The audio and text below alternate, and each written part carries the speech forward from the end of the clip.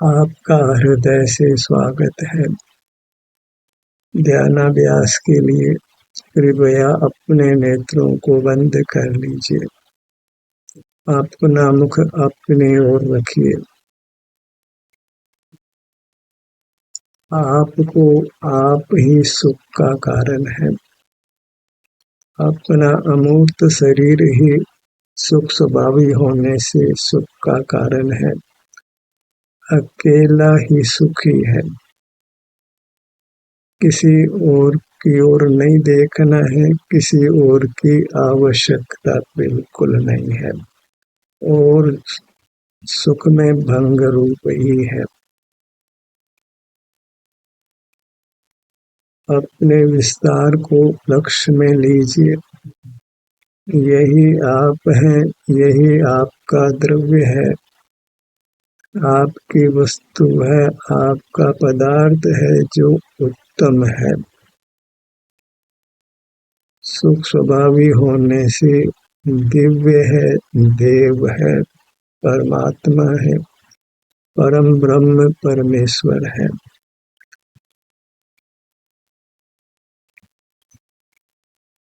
अपने से युक्त ही आप सुख का अनुभव करते हैं, शीलवान होते हैं, शोभायमान होते हैं, परमात्मा होते हैं। अकेला ही सुखी है। संग में सुख नहीं है, आकुलता है। किसी के संग की बिल्कुल आवश्यकता नहीं है। संग सुख में भंग ही उत्पन्न करता है। अपनी मूर्त को लक्ष्य में रखिए और उत्तम सुख से रहिए। निराकुल रहिए, निष्कषाय रहिए, वीतराग रहिए, निर्मोह रहिए, अतीन्द्रिय आनंद को भोगिए।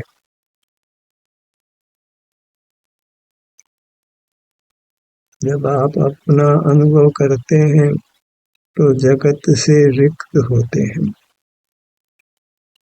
वही सुख की स्थिति है। जगत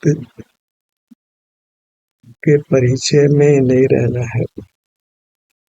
आप अकेले ही अपने में सुख से परिपूर्ण है।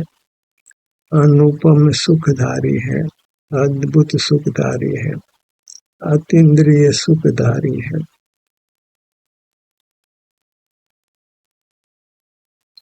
स्वयं स्वयं को पाकर उत्तम सुख पाता है। पर की चर्चा वार्ता अच्छी नहीं है। पर का स्मरण अच्छा नहीं है। पर को जानना अच्छा नहीं है।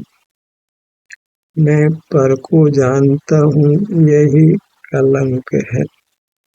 इंद्रिय ज्ञान निंद्य है जो पर के जानने रूप है। जब तक हम पर को जानते हैं तब तक दुख जीवित रहता है। जब तक पर प्रकाशकता है तब तक दुख है। कर्म के संबंध से ही मूर्त शरीर प्राप्त हुआ, इंद्रियां प्राप्त हुई और अपने स्वरूप के प्रति हम सजग नहीं रहते तो इंद्रिय ज्ञान होकर दुख उत्पन्न करता है। और यदि हम अपने स्वरूप के प्रति सजग रहें, स्वरूप का अनुभव करते रहें, तो इंद्रियों के होते हुए भी इंद्रिय ज्ञान नहीं होता है। आप जिनेंद्र होते हैं।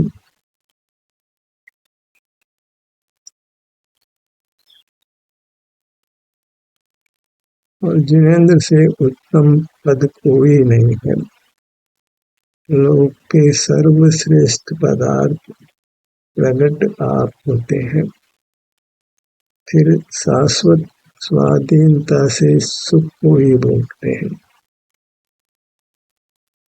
अपनी प्रेरणा से आपको अपने अमूर्त शरीर का एहसास करते रहना है।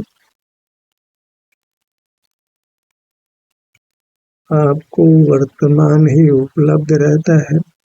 तो वर्तमान क्षण में अपने अनुभव रूप रहिए। तो क्षण का पुरुषार्थ भी नहीं करना है, बस उपलब्ध वर्तमान क्षण में अपने सन्मुख रहना है। सदा वर्तमान की उपलब्धि है। दो या अधिक समय एक साथ उपलब्ध नहीं होते हैं। हम निरंतर परिणमनशील हैं। इतना शीघ्र परिणमन होता है कि हमको लगता है कि कई समय हमको एक साथ मिल रहे हैं, पर एक समय से दो समय हमको एक साथ नहीं मिलते हैं। केवल वर्तमान की उपलब्धि है। हम वृथा ही भूतकाल का स्मरण करते हैं और भविष्य के संबंध में विचार करते हैं। वह हमारी अनर्थ चेष्टा है। तीन काल की उपलब्धि एक समय में होना तो कतई संभव नहीं है और तीन काल का ज्ञान भी नहीं हो सकता है, क्योंकि काल की अनंतता है। तो फिर क्यों हम भूतकाल का स्मरण करें, क्यों भविष्य के संबंध में विकल्प करें जिनकी उपलब्धि कभी नहीं है। तो वर्तमान जितने ही हम हैं, क्योंकि वर्तमान अवस्था की ही उपलब्धि है, दो समय की उपलब्धि नहीं है। वर्तमान की उपलब्धि ही हमारी नित्यता है। वर्तमान को नई अनुभव में लेकर तो वास्तव में हम अपने स्वरूप को ही खो देते हैं, अपने सुख को ही खो देते हैं। जीव तीन काल को जानने के स्वभाव वाला नहीं है, वर्तमान को भी जानने के स्वभाव वाला नहीं है, वर्तमान के सुख को भोगने के स्वभाव वाला है। जीव केवल वर्तमान पर्याय के सुख का भोजी है। सुख भोगना ही उसका स्वभाव है। ज्ञान करने का भार उस पर नहीं है। कोई कहे कि हमारे सामान का ध्यान रखना, तो वह हमारे भार हो जाता है। वो कहे कि केवल आपको जानना ही तो है, तो आप इनकार क्यों करते हैं? तो हम कहते हैं कि ये जानना भार रूप है, हमारी प्रकृति नहीं है, हमारा स्वभाव नहीं है।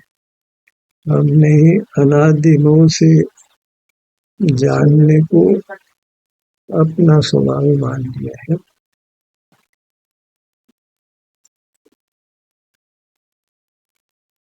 यदि हम जानने को अपना स्वभाव नहीं मानकर सुख भोगने को अपना स्वभाव माने तो मोक्ष हाथ नहीं है, क्योंकि मोक्षभावी वस्तु फिर उपलब्ध हो जाती है। सो मोक्ष की ही उपलब्धि है। मोक्ष कितना दूर कि जितना अपना अपनी ओर करने जितनी दूर है। अपना मुख अपनी ओर करने में तो कुछ भी समय लगता नहीं है, तो मोक्ष होने में भी कुछ भी समय नहीं लगता है। बस वर्तमान में अपना मुख अपनी ओर रखें तो फिर शाश्वत मोक्ष की प्राप्ति है। फिर बिल्कुल संसार नहीं है। वर्तमान को नहीं खोना है, वर्तमान में ही रहना है। भूत भविष्य का स्मरण नहीं करना है, पर का स्मरण नहीं करना है, पर को विषय नहीं बनाना है, क्योंकि पर केवल ज्ञान में प्रतिबिंबित होता है, मिलता नहीं है। सो केवल धोखा है।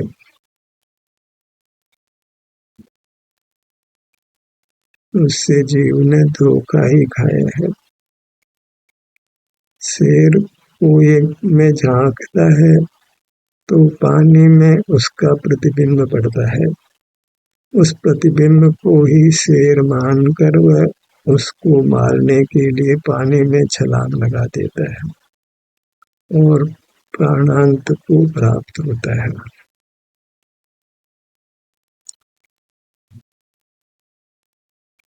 ऐसा जानलेवा हमारा इंद्रिय ज्ञान है, पदार्थों का जानना है। दर्पण के ऊपर चिड़िया बैठी हो तो झुकती है तो उसमें अपनी चोंच दर्पण में दिखाई देती है। उसको वह दर्पण नहीं मानकर चिड़िया ही मान लेती है और उसको चोंच मारकर लहूलुहान हो जाती है। ऐसे ही ज्ञान में गेहूं का प्रतिबिंब पढ़कर हम तू की प्राप्ति मान लेते हैं, वस्तु ही मान लेते हैं और उसके साथ व्यवहार करने लगते हैं। गेय के प्रतिबिंब के साथ हम व्यवहार करते हैं, वह गेय नहीं होता है, वह तो गेय का प्रतिबिंब है, सो आप ही है। अपने को ही परमान कर हम अपने स्वरूप को खोते हैं।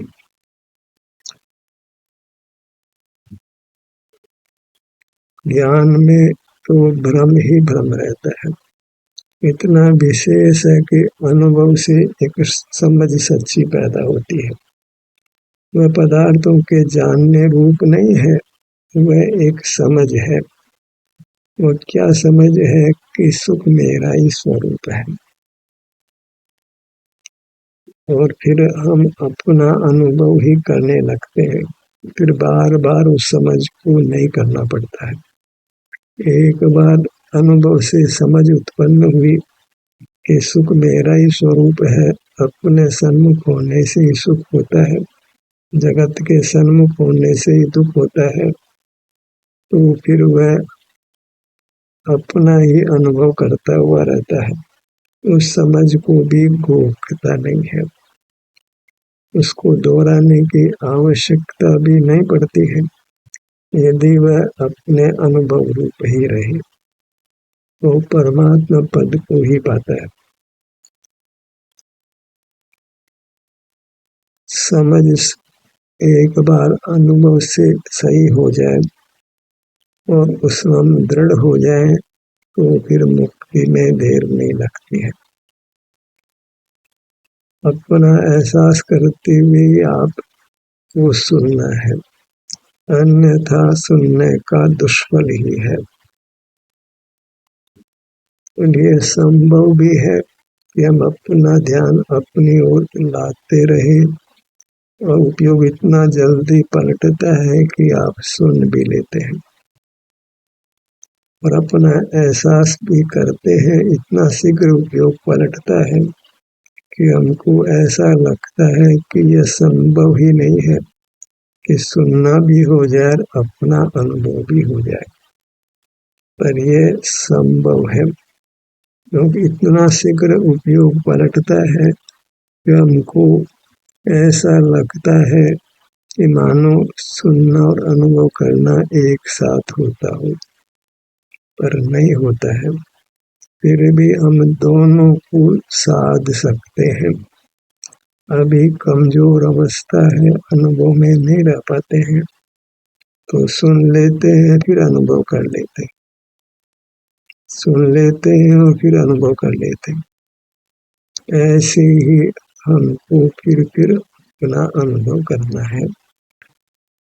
अनुभव में स्थिरता अभी नहीं हो पाती है, कर्म का संबंध रहा है और हम बहिर्मुख ही रहे हैं, तो बहिर्मुखता की पुनरावृत्ति स्वमें हो जाती है और उसको सर्वथा तत्काल ही मेटना संभव भी नहीं है। ऐसी स्थिति को हमने स्वीकार कर लेना है। हम जबरदस्ती निरंतर अपने में रहना भी चाहें तो नहीं रह सकेंगे, तो आग्रह नहीं करना है, हट नहीं करना है, काम जैसे बने वैसे करना है। अपने ध्यान को अपने मुखमंडल पर लाइए।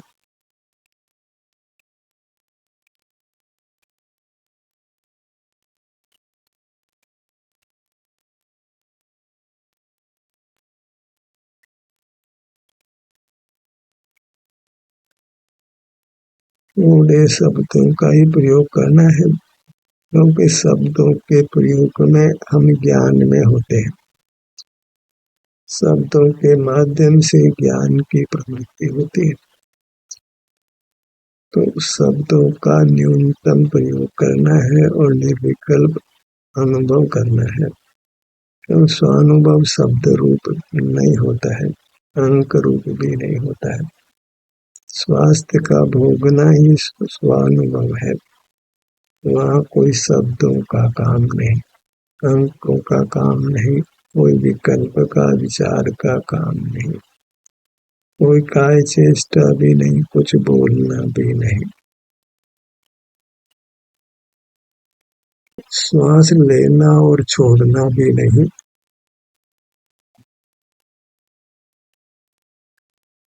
अपने ध्यान को अपने सिर के भाग पर लाइए।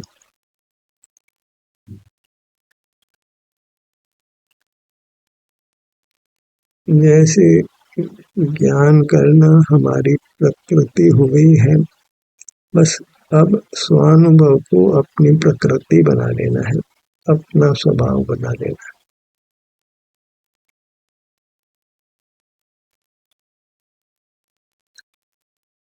ललाट का भाग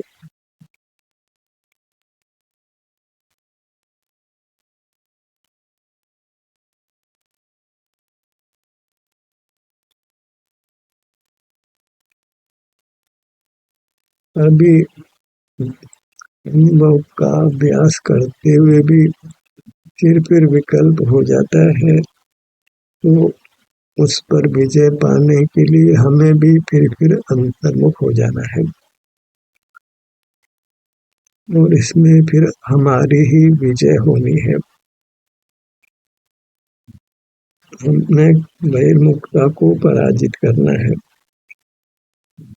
ज्ञान को पराजित कर स्वसंवेदन को जिताना है। ज्ञान नियम से इंद्रिय ज्ञान रूप ही होता है, ज्ञान की अतीन्द्रियता संभव नहीं।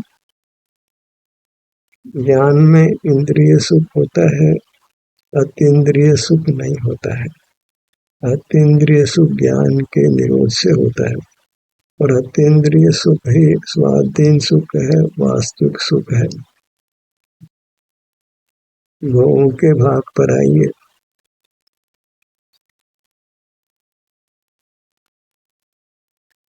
ध्यानाभ्यास में हम मार्ग की समझ को भी दृढ़ करते हैं और अनुभव भी करते हैं। अनुभव की निरंतरता नहीं होने से हम मार्ग की समझ को दोहराते हैं। अनुभव की निरंतरता हो तो मार्ग की समझ को दोहराने की आवश्यकता बिल्कुल नहीं होती है। पर यह तो निश्चित ही है कि अभी अनुभव में निरंतरता नहीं होती है, क्योंकि हमारी स्थिति अत्यंत कमजोर है। ध्यान के योग्य न उत्तम संगठन है, न उत्तम संस्थान ही है।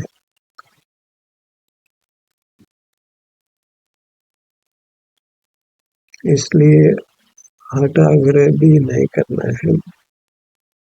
ज्ञान हो जाता है, लेकिन फिर हमें अपने अनुभव रूप हो जाना है। इसी प्रकार इंद्रिय ज्ञान को पराजित कर हमने जिनेंद्र होना है। दोनों गुणों का भाग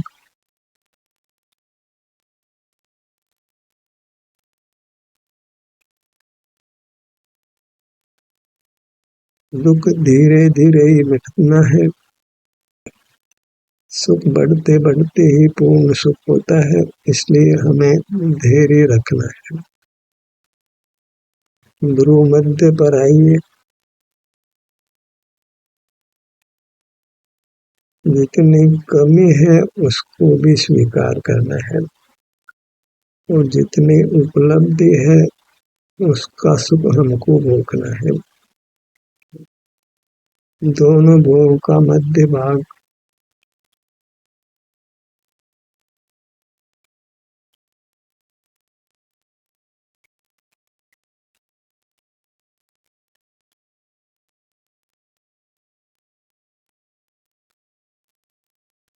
सुख स्वभाव का परिणमन सुख या दुख रूप से सदैव होता है। अनादि से अनंत काल एक समय भी सुख स्वभाव के परिणमन के बिना हम नहीं होते। शारीरिक सुख दुख होता है या वैश्विक सुख दुख होता है, सुख स्वभाव का परिणमन अवश्य होता है। उसको हमने पहचानना है क्योंकि वह हमारे स्वभाव का परिणमन है। हमें अपने स्वभाव का एहसास करते रहना है। अपने स्वभाव के परिणमन पर भी दृष्टि रखिए।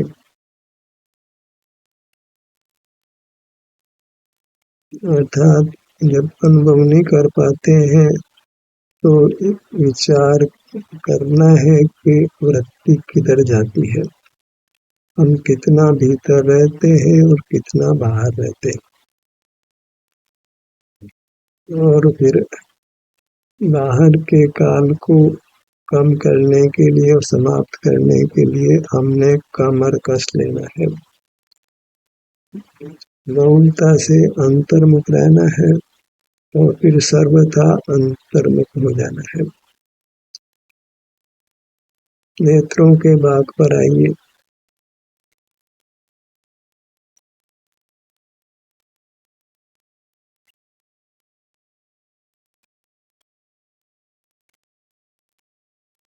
जिसने अपने विस्तार को पहचान लिया और विस्तार के सन्मुख होने से होने वाली शांति को सुख को पहचान लिया, फिर उसका मोक्ष होना नियत है। जब तक अपने विस्तार की और विस्तार के सन्मुख होने से होने वाली शांति की पहचान नहीं होती, तब तक ही संसार अनंत रहता है। तो अपने विस्तार को पहचान लीजिए। विस्तार के सन्मुख होने से होने वाले सुख को पहचान लीजिए। इतना हम कर लेते हैं तो फिर मुक्ति के अधिकारी हो जाते हैं, माने सुख के अधिकारी हो जाते हैं, फिर दुख के विजेता हो जाते हैं, इंद्रिय ज्ञान के विजेता हो जाते हैं। बायां नेत्र, दायां नेत्र, दोनों नेत्र,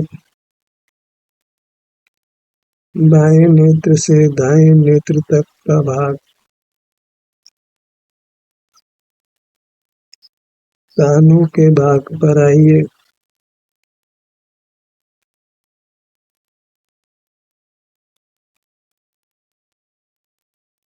बाएं कान से दाएं कान तक,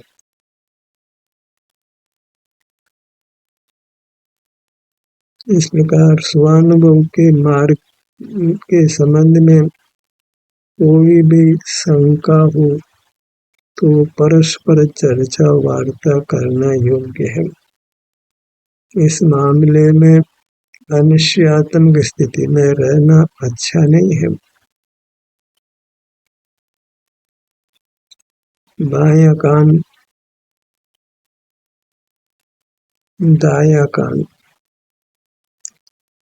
दोनों कान,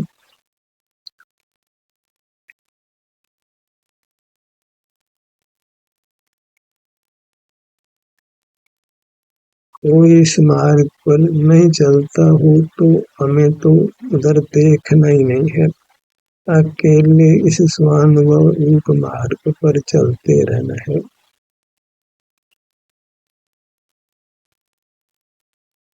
नासिका,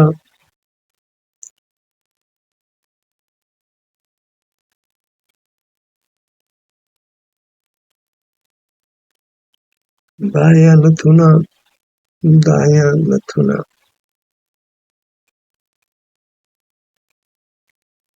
जब जीव स्वानुभव रूप होता है तो देखने वाले को ऐसा लगता है कि हमारी दृष्टि नासाग्र दृष्टि है, पर ध्यान के अभ्यास में वृत्ति तो अपने स्वरूप में विचरण करती है, सिर से पैरों तक विहार करती है।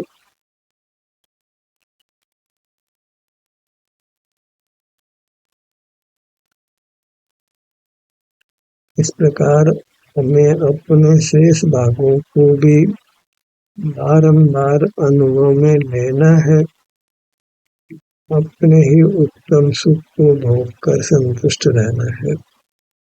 ध्यान का सत्र यही समाप्त होता है। आपकी सहभागिता के लिए धन्यवाद।